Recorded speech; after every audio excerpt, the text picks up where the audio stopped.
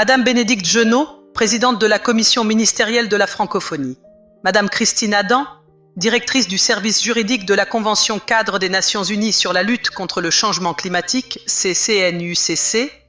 Madame Cécile Martin-Philippe, directrice de l'Institut de la francophonie pour le développement durable, IFDD. Mesdames et messieurs, en vos titres et qualités, bonjour. Tout d'abord, je tiens à vous remercier pour votre présence à l'atelier de ce jour, démontrant l'intérêt que portent vos États et gouvernements, ainsi que vos organisations respectives, sur les questions climatiques, à l'heure où l'humanité nécessite l'implication de chacun d'entre nous pour créer une synergie déterminante afin d'assurer la réduction des inégalités sociales et le développement durable comme des priorités absolues. L'organisation de cet atelier, à la veille de l'ouverture de la 29e conférence des parties, CDP, dénote d'une véritable ambition affichée par l'Organisation internationale de la francophonie, avec l'appui du secrétariat de la Convention cadre Nations Unies sur le changement climatique, de permettre aux négociateurs et parties prenantes francophones de participer pleinement à l'agenda et aux vrais enjeux de la crise climatique. Il permettra également d'évaluer les engagements, les avancées et les résultats atteints à la suite de la 28e conférence des parties organisée à Dubaï, ainsi que toutes les autres questions transversales.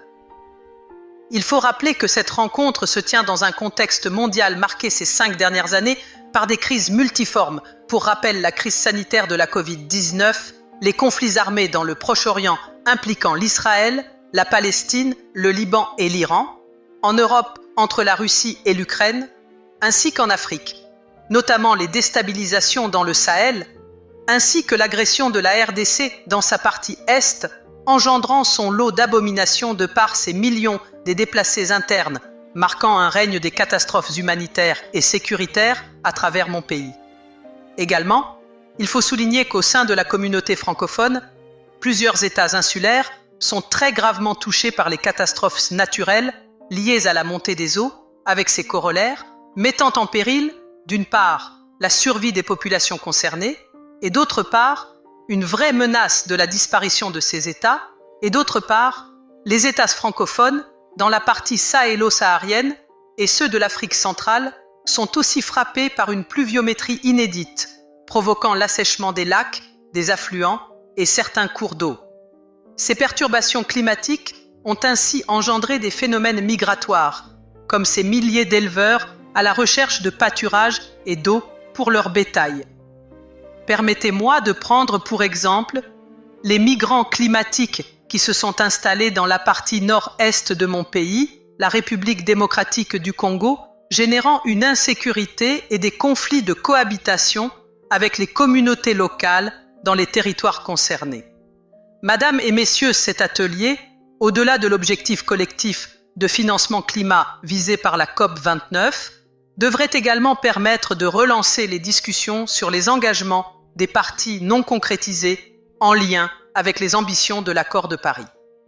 Je voudrais par ailleurs rappeler que les parties à la Convention cadre Nations Unies sur la lutte contre le changement climatique, CCNUCC, ont souscrit à une nouvelle gouvernance sur le multilatéralisme par l'adoption du pacte pour l'avenir à New York, en prélude de la 69e Assemblée générale des Nations unies. Ce pacte consacre dans ses annexes 2 principes pouvant servir de guide dans les négociations qui s'ouvrent à Bakou, à savoir 1. Ne laisser personne de côté, 2. Protéger les besoins, les intérêts et la préservation des générations futures. C'est ainsi qu'aucun développement durable et inclusif ne peut être envisagé sans le concours des principes susmentionnés. Il est le fruit d'une responsabilité partagée indiquant la part d'engagement dans la contribution déterminée des nations, CDN, devant guider le processus de négociation afin que le principe pollueur-payeur puisse être appliqué, faisant justice à ceux qui en subissent les effets délétères sans en être responsables. Mesdames et messieurs, nous avons aujourd'hui le pouvoir d'agir à la COP29 à Bakou, au travers des négociations devant conduire à la conclusion d'un accord sur le financement climat et sur la mise en place d'un cadre de suivi des engagements des parties, au contraire de la COP16 portant sur la biodiversité, n'ayant pas abouti à un engagement ferme entre les parties. Ainsi, l'initiative prise par l'OIF pour renforcer les compétences des négociatrices et négociateurs francophones répond à un besoin urgent, celui de les doter des outils nécessaires pour dégager des convergences dans une gouvernance de la lutte contre le changement climatique, marquée par les acteurs aux intérêts souvent divergents. Grâce à ces initiatives, il s'est organisé à Kinshasa au mois d'octobre dernier un atelier de renforcement des capacités au bénéfice des femmes francophones en technique de négociation sur le climat. C'est dans cette optique que l'OIF doit continuer à être ce levier, cette force de proposition dans l'arène environnementale. En effet, c'est dans l'espace francophone que se situent les grands massifs forestiers, notamment le bassin du Congo, avec une capacité d'absorber des milliards de gigatonnes de carbone comme une réponse à la transition énergétique. Mesdames et messieurs, avant de clore mon propos, je voudrais très sincèrement féliciter le secrétariat exécutif de la Convention cadre des Nations Unies sur la lutte contre le changement climatique, CCNUCC, l'Organisation internationale de la francophonie et tout particulièrement l'IFDD pour les différentes initiatives prises abordant de manière concrète les vraies problématiques dans la lutte contre le changement climatique.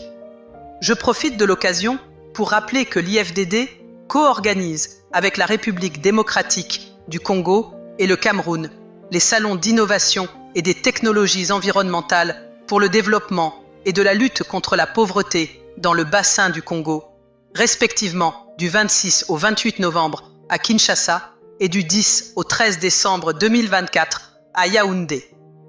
Des opportunités mettant en lumière les solutions innovantes des jeunes francophones, comme contribution dans la lutte contre le changement climatique et une offre pour l'entrepreneuriat et l'employabilité dans l'espace francophone. Enfin, je souhaite plein succès à ces échanges. Je vous remercie.